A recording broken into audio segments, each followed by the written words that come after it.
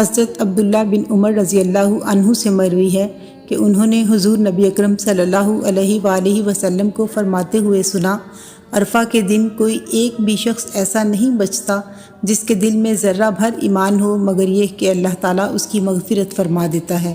ایک شخص نے عرض کیا، یا رسول اللہ، کیا یہ خوشخبری صرف اہل عرفہ کے لیے ہے یا سارے لوگوں کے لیے؟ آپ صلی اللہ علیہ وآلہ وسلم نے فرمایا، بلکہ عامۃ الناس کے لیے ہے۔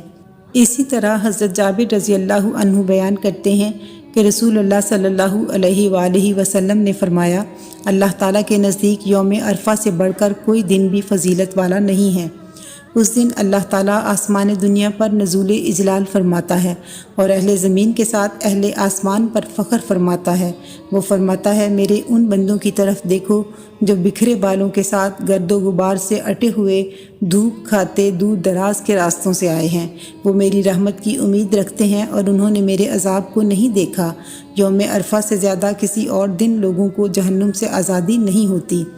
اسی طرح حضرت ابو قتادہ رضی اللہ عنہ روایت کرتے ہیں کہ رسول اللہ صلی اللہ علیہ وآلہ وسلم سے یوم عرفہ یعنی 9 ذی الحجہ کے روزہ کے متعلق پوچھا گیا تو آپ صلی اللہ علیہ وآلہ وسلم نے فرمایا، یوم عرفہ کا روزہ گزشتہ اور آئندہ سال کے گناہوں کا کفارہ ہے۔